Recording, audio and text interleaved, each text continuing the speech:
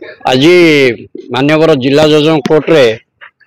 भवदास ओरफ ललंकर जमीन आवेदन शुणाणी होता फास्ट आवर रे एवं से जमीन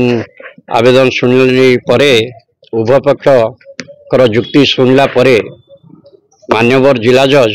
आज भव प्रकाश दास को जमीन रे जीवाई निर्देश देइछन्ति आदेश देइछन्ति एवं भव प्रकाश दास ये जो केसटा थिले एटा थिला जाजपुर सदर पीएस केस नंबर 475/24। ए घटना थिला जे जाजपुर हाट रे जो गंडगोल होइतिला सेतिरे जने आदिवासी महिला अभियोग करथिले जे मो ए गंडगोल विषय पचारला बेले से मते जातियाना आक्षेप करथिले सेति पई ए केसटी तांको नाम रे जाजपुर के पीएस केस नंबर 475/24 रूपे दर्ज होइतिला। से केस रो तदंत भार नैतिले जेहेतु एटा एससी एसटी पीओ एक्ट रो केस ये तदंत भार जाजपुर एसडीपीओ कैलाश चंद्र सेठी नैतिले एवं तदंत करी कोर्ट रे से केस डायरी दाखल करथिले। उभय पक्षर जुक्ति शुणला परे मान्यवर जिला जज तांको आज जमीन प्रदान करछन्ती।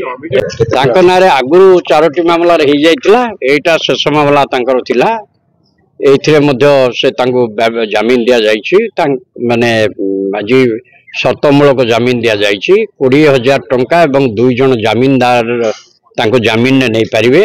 ता सहित कंडीशन अछि जे से कोनोसी एई केस रे संपृक्त थिबा कोनोसी साक्षी को भयभीत करिवेनी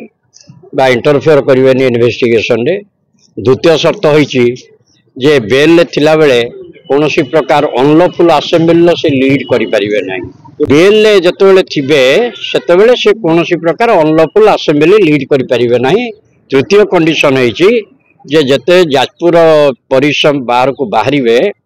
सेतबेले आयोग को जणै कि जिबे से जाजपुर एरिया तांकर जे जतबेले छाडिबे बा बाहर को जिबे सेतबेले से केस रो तदंतकारी अधिकारी को जणै कि बाहर को जिबे। एबे से 5 जन केस बेल रे जेल मुकुली से हां बेल बॉन्ड से माने फाइल कला परे तांकर बेल बॉन्ड फाइल कला परे तांकर जे आसामीकर वकील थिबे तांकर जे वकील थिबे से बेल बॉन्ड फाइल कला परे से जेल बाहरिबे।